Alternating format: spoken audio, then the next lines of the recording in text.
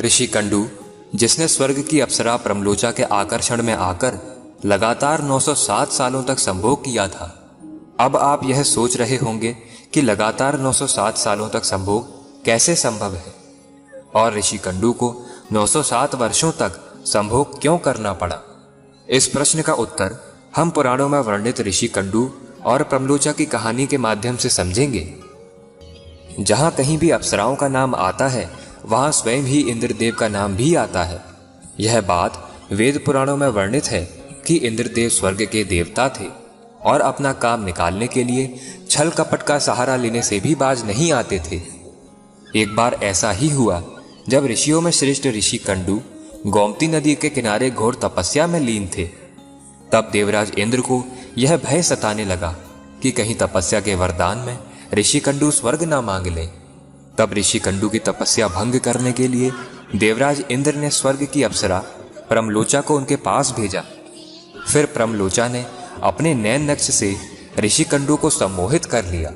प्रमलोचा के सम्मोहन में फंसने के बाद ऋषि कंडू पूजा पाठ और तपस्या को भूलकर प्रेम साधना में लीन हो गए।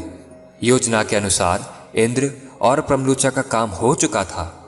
अब प्रमलोचा वापस स्वर्ग लौटना चाहती थी, परंतु ऋषि कंडू प्रमलोचा के सम्मोहन में इस तरह डूबे थे कि वह प्रमलोचा को अपने पास से जाने ही नहीं देना चाहते थे। किंतु प्रमलोचा किसी भी तरह अब स्वर्ग लौटना चाहती थी, लेकिन वह ऋषि कंडू के श्राप से भी डरती थी, इसलिए वह चाहकर भी वापस नहीं जा सकती थी। फिर एक दिन अचानक ऋषि कंडू को अपनी तपस्या याद आई। फिर वह अपनी कुटिया से बाहर आए और प्रमलोचा को बोले, मैं तप करने जा रहा हूं।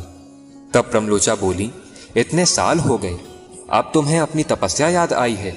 तब ऋषि कंडू बोले, तुम सुबह ही आई हो और मुझे मेरी साधना और तपस्या के बारे में बता रही हो। तब प्रमलोचा ने इंद्र के बारे में सब सच बताया और कहा कि मुझे यहां आए हुए पूरे 907 साल पूरे हो चुके हैं। यह सुनकर ऋषि कंडू कहने लगे, धिक्कार है मुझे अपने आप पर, मेरी वर्षों की साधना और तपस्या भंग हो गई। अपनी गलती का एहसास होने पर अप्सरा का त्याग कर ऋषि कंडू पुनः अपनी तपस्या और साधना में लीन हो गए। इस तरह ऋषि कंडू ने अप्सरा के साथ लगातार 907 वर्षों तक संभोग किया था। आशा करता हूं कि आपको हमारी यह वीडियो पसंद आई होगी। अगर पसंद आई है तो वीडियो को एक लाइक कर दीजिए